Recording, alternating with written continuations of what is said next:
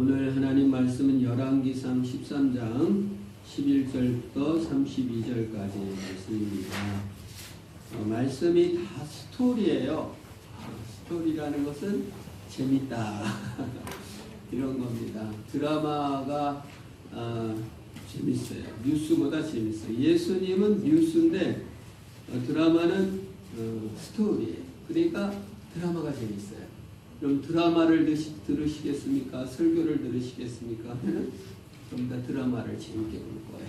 그래서는 설교는 재미없다고 생각하시는데 그건 오해의 말씀으로 압니다.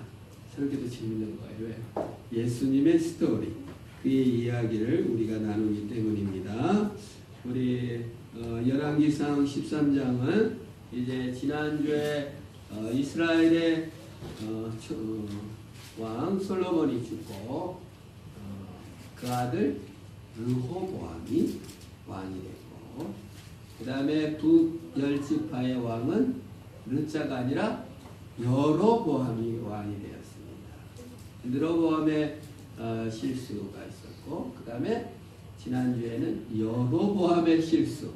그건 뭐예요?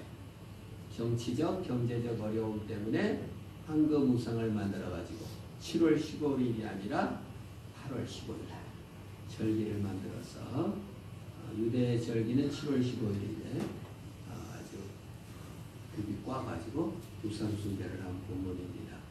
오늘의 성경 본문은 그 여로보암이 제단에서 그 황금 송아지한테 예배를 드릴 때 남쪽에서 선지자가 와가지고 당신 이 우상 숭배 하고 있는데 이거 요시아라는 왕이 나타나가지고 다 쓸어버릴 것입니다.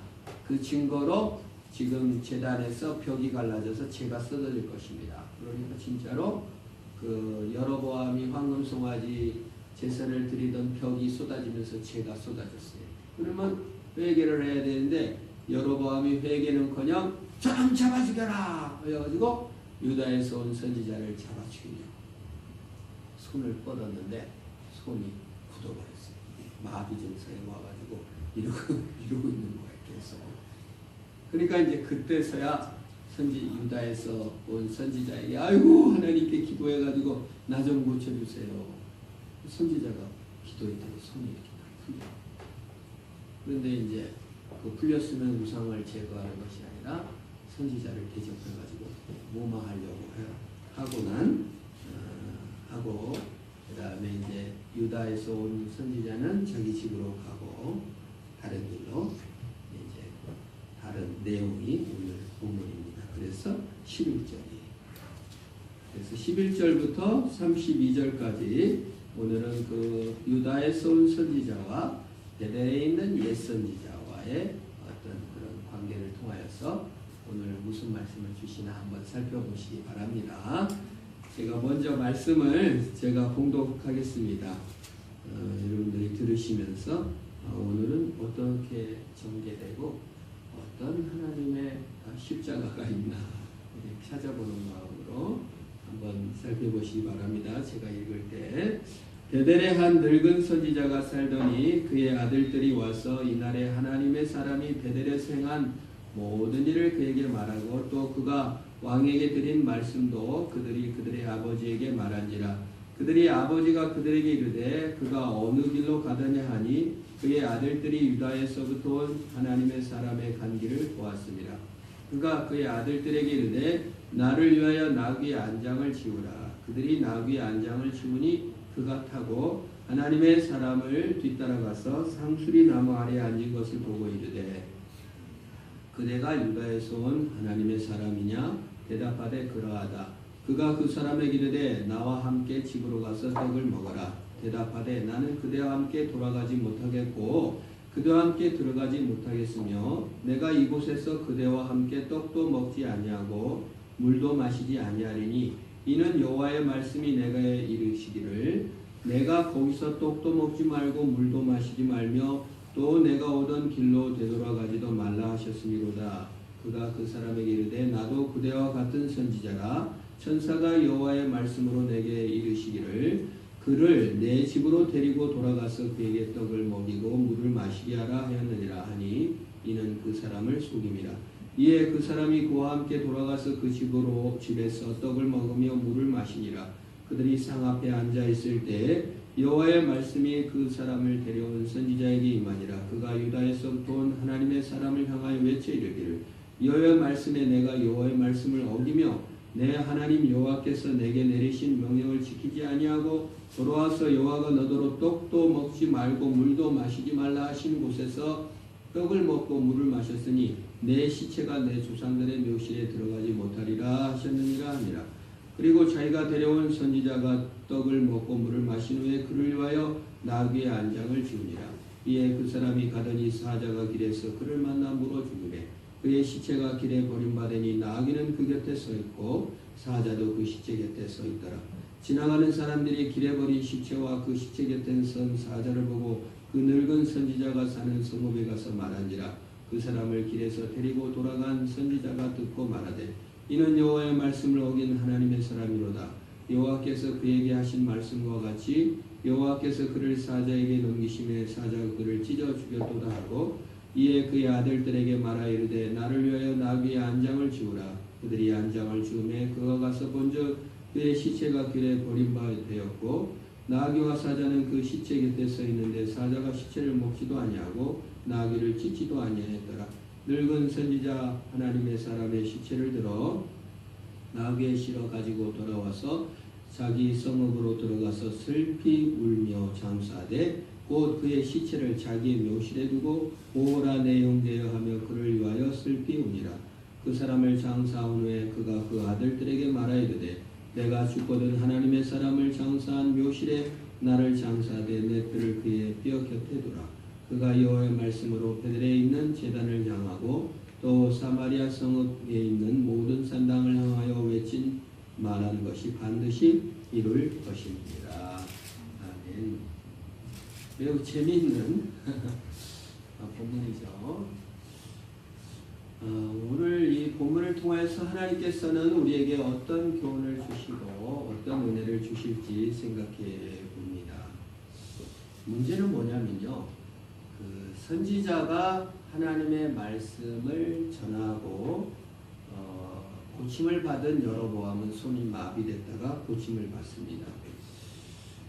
그러면 우리는 어떻게 해야죠? 하나님께서 은혜를 주시고 병을 고쳐주시고 우리를 새롭게 해주실 때 우리는 어떻게 해야 됩니까? 돈을 벌게 됐거나 병마를 치료받았거나 집을 사게 됐거나 내 일이 형편이 풀렸다. 그럴 때 우리는 어떻게 되죠? 우리는 신앙의 목표는요. 돈을 벌게 되거나 상황이 풀리거나 이런 게 아니에요. 사실은 성숙과 감사와 기쁨인 줄 믿습니다. 우리 신앙인의 목표는 성숙이고 기쁨과 감사예요. 성숙과 기쁨과 감사는 나 중심에서 나와서 하나님 중심성을 회복하는 거예요. 내가 잘 됐으니까 이건 계속 내 감정에만 머무는 거예요. 내 중심에만 머무는 거예요. 내 사랑이 이루어져야 되고 내 재산이 늘어나야 되고 내가 이렇게 편해졌다. 내 병이 고쳐졌다. 그러니까 하나님께 갚아야지. 이건 내 중심인 거예요. 그게 아니에요. 내 중심성에서 벗어나와서 하나님이 주시는 기쁨과 감사, 인격의 변화와 성숙이 우리 신앙의 목표라는 거예요.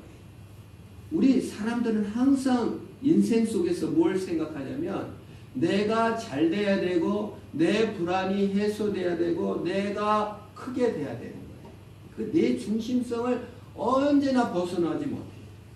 그래서 슬픈 거예요. 내 사랑이 이루어지지 않았어요. 잘생기고 멋진 남자를 사랑했는데 그 남자를 사랑을 이루지 못했어. 그러니까 내 인생은 무너진 거예요. 그거는 내 중심성을 벗어나지 못하고. 그런데 그냥 어쩌다가 이렇게 마음에 들지 않는 여자와 결혼을 했지만 예를 들어 그런 거예요. 진짜 사랑을 알게 되고 정말 그 내 중심성이 아닌 하나님의 사랑을 알게 되고 그 사람을 있는 그 자체로 사랑하게 되는 것은 성숙이라고 말하는 것입니다. 그래서 결혼을 인생의 꽃으로 생각하고 멋진 남자랑 결혼해서 행복하다 이런 사람들은 슬프게 돼요. 계속. 내가 바라는 결혼은 이게 아니었는데. 그러나 거기서 환난을 겪고 인내를 겪으면서 내 중심성이 아닌 있는 그대로 의미를 알게 되고 성숙하게 되고 기쁨과 감사를 알게 되는 것입니다. 여기서 여로보암의 신앙의 문제는 무엇입니까? 내 손 고쳐주세요. 내 손이 말랐어요. 굳어버렸어요. 꼬리도 없으면서 선지자를 죽여라 이렇게 얘기를 했다가 자기 손이 마비되니까 바로 꼬리를 내리고 살려주세요 하고 기도하는 것이죠. 그래서 하나님께서 고쳐주셨어요. 그런데 이 여로보암은 큰 기적을 3번이나 체험했습니다. 제사를 드리던 제단이 무너진 기적을 보았고 자기 손이 마비된 기적을 보았고 자기 손이 풀린 기적으로 3번이나 기적을 보았지만 그는 여로보암은 성숙하지 못했어요. 내 중심성을 벗어나지 못했어요. 하나님의 자비하심으로 나아가 하나님을 기뻐하고 감사하는 신앙이 아니라 자기 중심성을 벗어나지 못했어요. 이 선지자를 이용해 먹어야 되겠구나. 하나님이 나를 살려주셨으니까 하나님께 갚아야지. 이거를 그 범위를 벗어나지 못한 거예요. 오늘 읽지는 않았지만 7절을 보면은 이 병을 고침받고 이렇게 얘기합니다. 왕이 하나님의 사람에게 이르되 나와 함께 집에 가서 쉬라. 내가 너에게 뭘 주리라? 예물을 주리라. 돈을 주겠다는 거예요. 나 고쳐줬어. 고마워. 내가 돈 너에게 좀 줄게. 우리가 병원에 가서 의사 선생님이 열심히 병을 고쳐주면 어떻게 해요? 아이고 감사합니다. 돈을 드리겠습니다.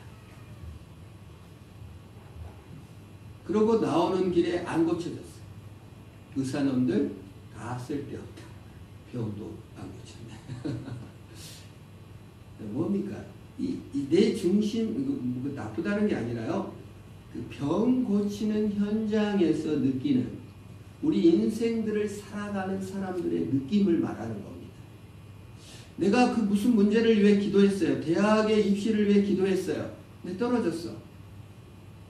그거 구할 때 하나님 아버지 합격하게 해주세요 하고 간절히 기도했단 말이에요. 근데 떨어졌단 말이에요. 아이고, 능력도 하나도 못 믿거네 하나님. 이거는 자기 중심성을 아직 벗어나지 못한 거예요. 내 기분과 내 상황에 따라서 움직이는 하나님조차도 내가 왕인 상태에서 왕권을 하나님께 넘기거나 인생의 의미를 하나님께 두지 않고 내 중심성으로만 평가하는 거예요. 내 사랑, 불륜이든 어쩌든 상관없고 또 내 그 합격 그것만이 너무 중요한 영원히 성숙하지 못하는 것이죠. 이게 여로보암은 성숙하지 못했어. 하나님의 자기가 잘해서 하나님의 호의를 얻어내려고 했고 하나님의 크신 자비마저도 어떻게 돈으로 보상해서 회복하려고 한 것입니다. 진정한 성숙은 내 중심성에서 벗어나 그 자체 하나님 그 자체와 삶의 그 자체에 의미를 두고 성숙하게 되는 것입니다. 근데 신앙은 하나님 그 자체로 인한 성숙이 있어야 되는데 신앙의 맹점이 공로로 헌금으로 예물로서 갚아드림으로 말미암아 내 변화와 성숙은 직무유기하고 헌금과 보상과 헌신으로서 신앙생활인 줄 아는 거예요. 종교적 보상행위. 하나님이 구원해 주셨어? 그럼 내가 헌금도 하고 헌신도 해야지. 그 행위를 뭐라고 하는 것이 아니라 자기 변화와 성숙, 내 중심에서 하나님 중심으로 두는 위대한 신앙의 발걸음은 내딛지 않고 기적만 계속 맛보고 내게 이로운 일만 계속 일어나기를 바라는 성숙하지 못한 자기중심의 신앙을 계속 가버린다 그 말이에요. 왕은 선지자의 환심을 사려고 음식도 대접하고 돈을 주려고 해요. 돈 준 게 뭐 나쁜 겁니까? 음식 대접하는 게 너무 하나님, 목사님 제가 기도했는데 병이 말끔히 고쳐졌어요. 목사님 너무 감사해요. 밥 사겠습니다.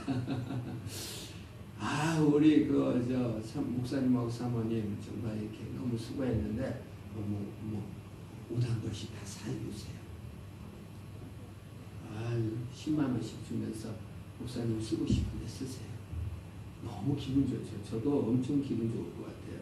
그러나 그 말이에요. 지금 왕이 선지자에게 내 손을 고쳐주시다니 너무 감사해요. 자, 찔러주는 거죠.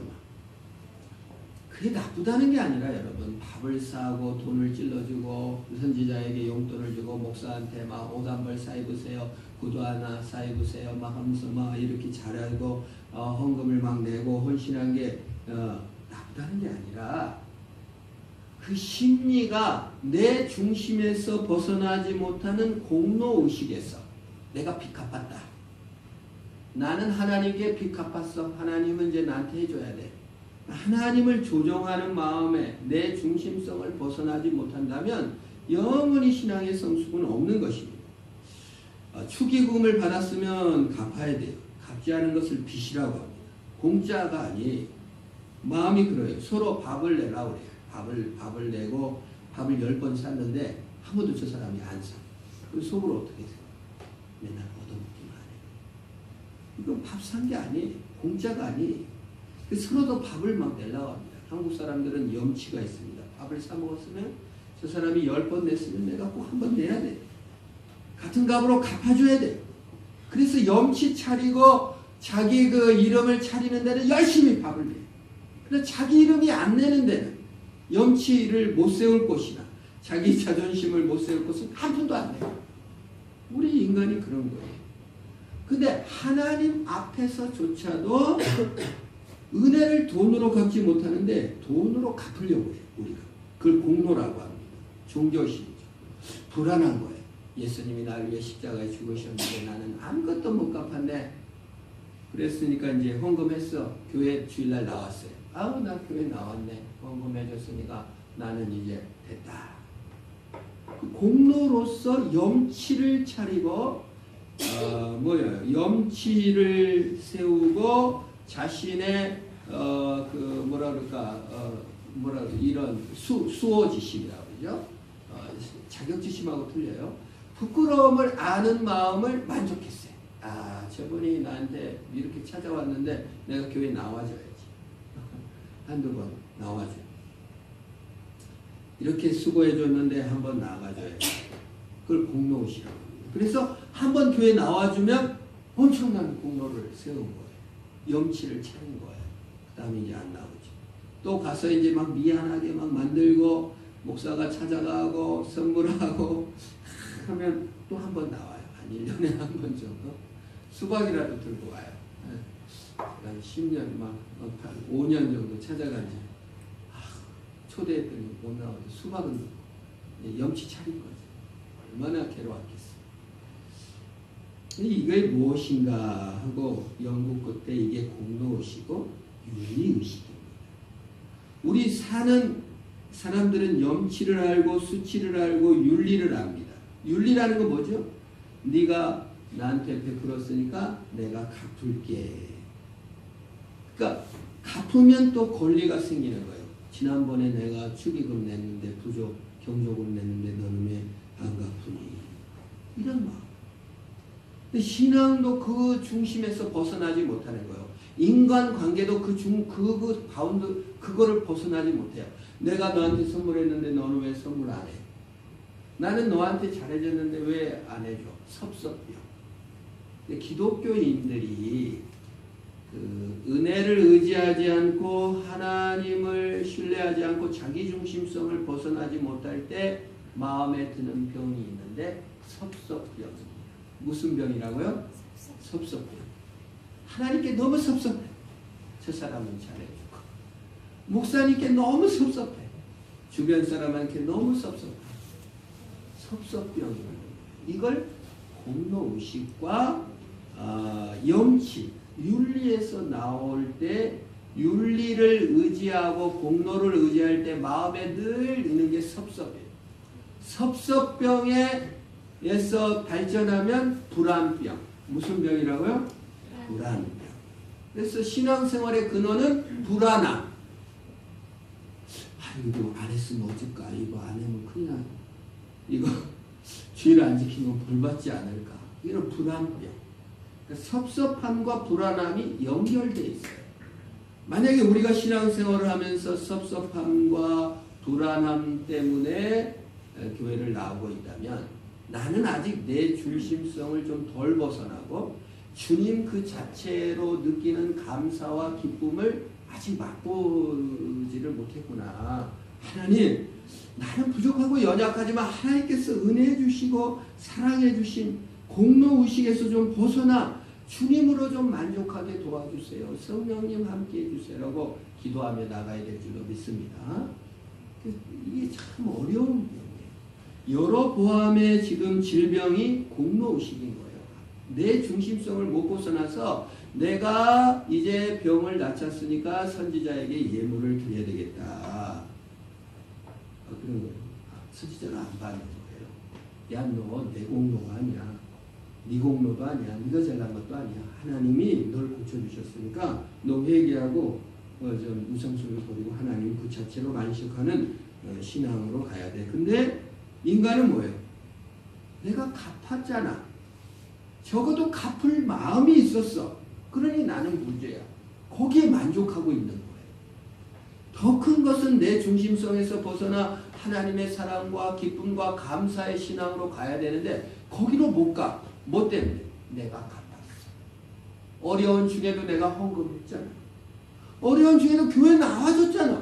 하나님 뭘 더 바라세요? 나 좀 괴롭히지 마세요. 이런 심리, 섭섭함. 뭘 더 바래요? 왜 더 질병이 더 오고 더 빚이 늘어나는 거예요? 하나님 뭐가 그렇게 내가 밉습니까? 하나님의 본 마음은 못 잊고 섭섭병과 불안함으로만 치닫는 이게 공로예요. 여러 보암의 마음이에요. 양심의 가책을 피하기 위한 수단은 내놨단 말이에요. 주일날 교회 나갔단 말이에요. 예수를 만났는지 그 피를 의지했는지 그건 중요하지 않아요. 헌금 얼마 내놨어요. 그러니 이제 위로받아야 돼요. 근데 섭섭하고 그 사람은 헌금 안 한 사람도 잘 되기만 하고 예수 안 믿는 사람도 좀 잘나기만 하고 한 푼 안 내놔도 왜 나는 이거 섭섭한 거지. 재수 안에 투자만을 하는 것 그것을 신앙이라고 생각하는 것이죠. 그래서 이 공로의식의 치명적인 약점은 성숙이 없고 내가 쌓아놓은 것으로 증명하다 보니까 변화가 없어도 그게 뭐가 뭐 잘못됐는지를 모르는 거예요. 그 가장 그 근저에는 나가 있는 거예요. 내가 왕이고 내 중심이 있는 거예요. 그래서 참 이게 무서운 것이죠. 여로보암이 거기에 있습니다. 근데 여로보암만 그런 것이 아니라 선지자, 유다에서 온 선지자가 넘어간 것이 뭐예요? 그거예요. 공로의식이에요. 여러분 목사로서 목사님이 시골교회를 뭐 섬겼다든지 돈도 적고 뭐 자녀 양육비도 없고 뭐 여러 가지 어려운데도 막 섬겼어요. 그럼 어떻게 해요? 은퇴를 하게 됐어. 그럼 하고 내가 고생했는데 돈도 하나도 없고 너무 섭섭해. 하나님께 성도들한테도 섭섭하고 이게 선지자들이 기적을 일으키고 기도해가지고 병이 나았어요.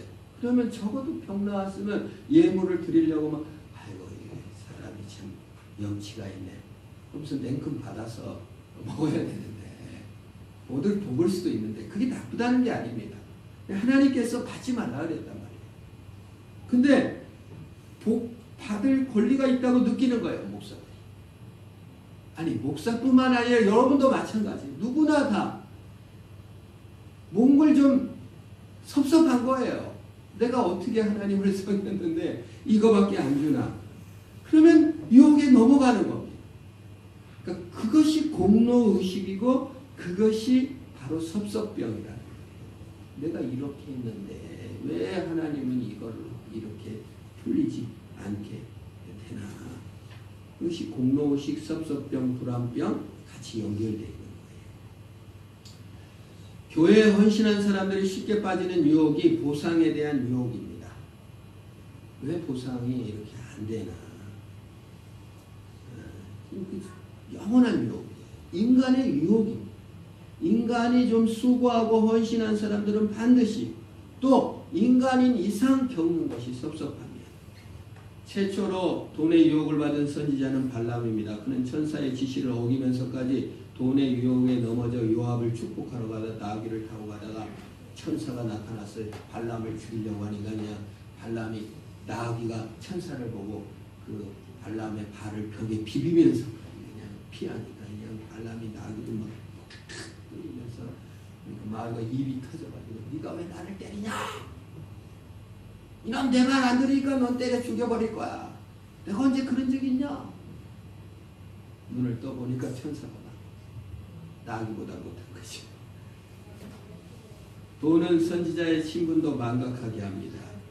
오늘 선지자도 돈의 유혹에 넘어가지는 않지만 마음에 흔들린 것을 볼 수가 있어요. 8절 9절에 보면은 왕께서 왕의 집의 절반을 내게 준다 할지라도 나는 왕께 함께 들어가지 아니하겠습니다. 어찌 보면 돈의 유혹에 넘어가지 않은 것 같지만요. 여러분 지난번에 훈민정음 상주본을 가진 사람이 인터뷰했어요. 뭐라고요? 1,000억을 줘도 내놓을 수가 없다. 저는 도둑놈입니다. 그 상주본을 남의 걸 훔쳐갔어요. 내놓으라도 안 내놔. 그때 500억인가 준다고 할 때 돈이 적다고 했거든요. 그러니까 1,000억을 내둬도 안 준다는 건 1,000억 이상 받겠다는 뜻입니까? 안 받겠다는 뜻입니까? 받겠다는 뜻입니다. 그러니까 벌써 이 선지자가 이런 기적도 일어나고 이런 능력이 일어났는데 이런 것으로 좀 마음에 흔들렸음을 우리는 볼 수가 있는 것이에요. 하나님의 은혜는 돈으로 살 수 없어요. 돈으로 보상받는 것도 아니에요.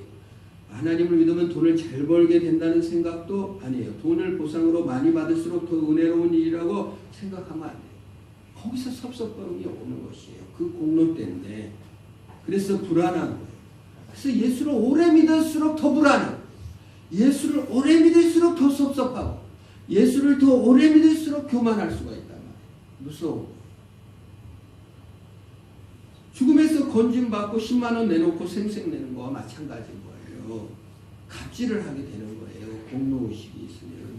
우리 정심에서 벗어나 하나님 사랑과 예수님 사랑, 예수님이 나를 사랑했구나, 예수님이 있는 그대로 나를 받으셨구나, 내가 하나도 없어도 나를 그냥 너무 좋아하는구나, 그것이 감사고 그것이 기쁨이어야 되는데 그건 다 없어지고 이 조그마한 거, 코딱지 같은 거 했네 안 했네 이거에 매여가지고 섭섭하고 억울하고 그거예요. 근데 그거가 10절까지는 안 나오는데 11절에 이제 정확하게 드러납니다. 어디서 나오냐면 베델의 늙은 선지자가 와가지고 이 얘기를 들어요. 왕 절반을 준다고도 안 받는다고 하면서 딴 길로 갔다네. 그러니까 이제 아들들이 와서 얘기를 해주니까 이 늙은 선지자가 물이랑 양을 메고 나귀한테 메고 가가지고 원래 길 없는 곳으로, 원어를 보면은 길 없는 곳으로 가버려라 이렇게 돼 있어요. 10절에 선지자가 그런데 이제 길을 따라 간 거예요. 벌써 빌미를 주는 것이죠. 그러니까 이제 따라간 겁니다. 그 길을 갔으니까. 그래서 길이 노출됐죠. 마지막에 넘어진 거예요. 15절에 나와 함께 집으로 가서 떡을 먹으라. 그랬더니 난 떡 먹을 수 없다. 물도 마실 수 없다. 하나님이 떡도 먹지 말고 물도 마시지 말고 그냥 다른 길 없는 데로 가라고 했다.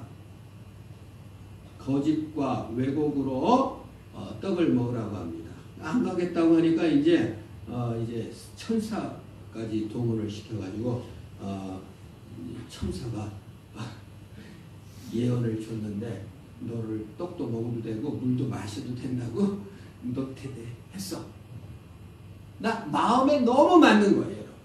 내 마음에 이 선지자가 내가 떡도 못 먹고 물도 못 먹고 이거 예언하고 왕 병을 고쳐주기까지 했는데 나는 아무것도 못 받고 떡도 못 먹고 물도 못 먹고 그냥 가네. 아이고 그래도 하나님께서 이렇게 나이든 선지자 아유 북이스라엘이 다 무너진 줄 알았더니 그래도 의인 한 명은 있구만. 나를 대접한 사람이라도 있구만. 옳지. 하나님 나를 보상해 주는구만 하고 이제 따라간 거지. 하나님의 명령보다 내 마음의 음성이 더 크게 들리기 시작할 때 참 조심해야 돼요. 우리가 아무 공로 없이 보상 없이 하나님의 길을 가는 것이 큰 보상이요 성숙이요 기쁨이고 감사해야 되는데 그게 아니에요. 이거 없으면 이것도 못 받았는데 너도 안 해주자니 섭섭한 거지. 하나님 지금까지 내가 어떻게 숨겼는데 이것도 안 해주십니까? 네? 그런 그 마음에 그게 따라간 거죠. 사실 유혹을 받은 거예요. 사실. 근데 이제 예언이 21절에 나오잖아요. 네 밥 먹고 이제 물 먹고 떡 먹고 그래도 한 명은 의인이 있구나. 이제 물도 먹고 떡도 먹고 좀 쉬고 있는데 그냥 그 거짓말하던 선지자가 하나님한테 예언을 받아가지고 21절에 외쳐 이르되 여호와의 말씀이 내가 여호와의 말씀을 어기고 내 하나님 여호와께 내게 내리신 명령을 지키지 아니하고 돌아와서 여호와가 너더러 떡도 먹지 말고 물도 마시지 말라 하신 곳에서 떡을 먹고 물을 마셨으니 내 시체가 내 조상들의 묘실에 들어가지 못하리라. 넌 죽을 거야. 이렇게 명령을 내린 거예요. 얼마나 놀랬겠어요. 밥 먹다가 아이고 내가 속았구나. 내가 하나님 명령보다 내년의 음성을 너무 귀히 들었구나. 소시다치게 돌아가지고 짐을 꾸려가지고 이렇게 이제 갔을 거예요. 근데 가다가 사자가 나타나가지고 선지자를 찢어버려요. 그리고 사자가 어디를 안 가. 시체 앞에 가만히 앉아있어. 또 더 웃긴 거는 나귀가 또 거기 가만히 앉아있어. 이 길에서 사람이 와도 도망가지도 않고 나귀도 우리 딴 데 가지지 않고 시체 앞에 앉아있는 것을 볼 수가 있습니다.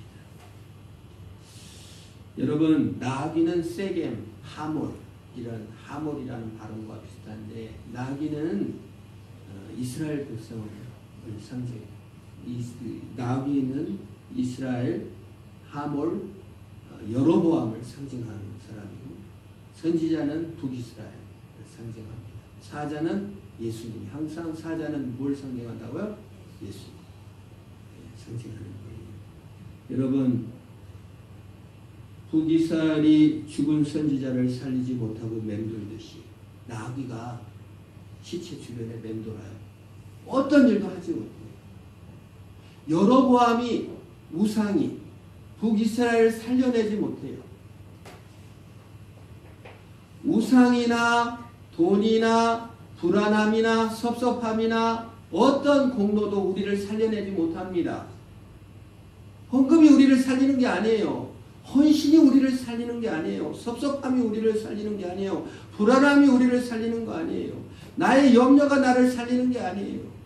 전능하신 하나님께서 나를 사랑하시고 내 부족하고 연약함에도 불구하고 사랑하신 주님으로 사는 줄로 믿습니다. 주님이 나를 살려요. 나귀 짓 아무리 해도 소용이 없다는 거예요. 찢겨버린 거예요.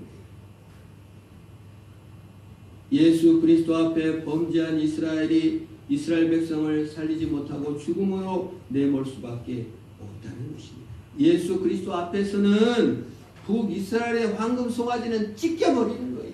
아무것도 아닌 거예요. 그들의 거짓과 헛된 속임수에 속아서 하나님의 명령을 비틀어 꽈버렸고 어긴 것은 아무 도움이 되지 못한다는 것입니다. 오늘날 마귀는 우리를 비틀어 꽈서 속입니다.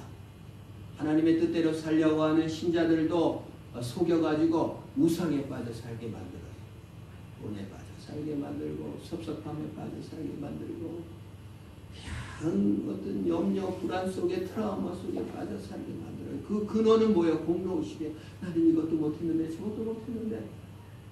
섭섭함의 근원, 불안함의 근원이 어디세요? 나입니다. 사실 내 중심성을 벗어나지 못하여 그래 꽈버리고 내 중심성을 벗어나지 못하니까 나에게 거짓말이나 속이는 말이 들어와도 그냥 확 크게 들리는 거예요. 누가 너를 이렇게 얘기하더라. 미쳐버리는 겁니다. 마귀의 유혹이죠. 그 앞에 앉아 있는 사자는 우리 예수님이시며 습니다. 그러나 너무 제가 여기에 은혜를 받았어요. 그 앞에 여로보암 앞에 사자 유다 선지자를 찢은 사자신 예수 그리스도는 마지막 날에는 어떻게 했습니까?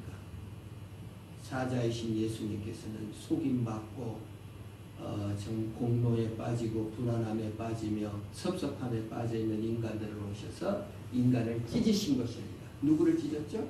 사자이신 예수님께서 자신을 찢어서 십자가에 죽으십니다. 우리는 속았습니다. 우리는 배반당했습니다. 우리는 공로에 빠졌습니다. 우리는 섭섭함에 빠졌습니다. 우리는 불안함에 빠졌습니다. 나는 나름대로 한다고 하면서도 너무 섭섭하고 억울함이 있을지 모릅니다. 그래서 때로 내 내면의 음성을 듣고 불안하고 염려에 빠지고 또 내 내면의 음성을 듣고 염려 가운데 방황했을지 모릅니다. 나를 찢어 마땅한데 주님은 십자가에서 내려오셔서 자기를 찢어 죽여버리시고 우리를 살리신 하나님. 그래서 뭐예요? 공로에 빠지지 마. 의심에 빠지지 마. 네가 못했어? 너를 의심하니? 의심하지. 나는 너를 의심하지 않고 내가 너를 사랑해 하고 안아주신 줄로 믿으시기를 바랍니다. 유다의 뿌리이시며 사자이신 예수님은 부활하시고 마녀는 패배하고 악마는 패배하고 주님은 이기십니다. 우리 예수님이 대신 죽으심으로 속임과 배반에서 빠진 우리를 구원하신 줄 믿습니다. 그러니까 너무 좋은 거예요. 제가 고민을 하고 목회도 더 크게 하고 싶고 뭐 이런 생각을 갖고 뭐 이런 여러 가지 생각을 하다가 보면은 열등감에 빠지게 되는 거예요. 자꾸. 그런데 가만히 생각해 보면 나를 의지하고 있는 거예요. 내 중심에서 벗어나지 못하는 거예요.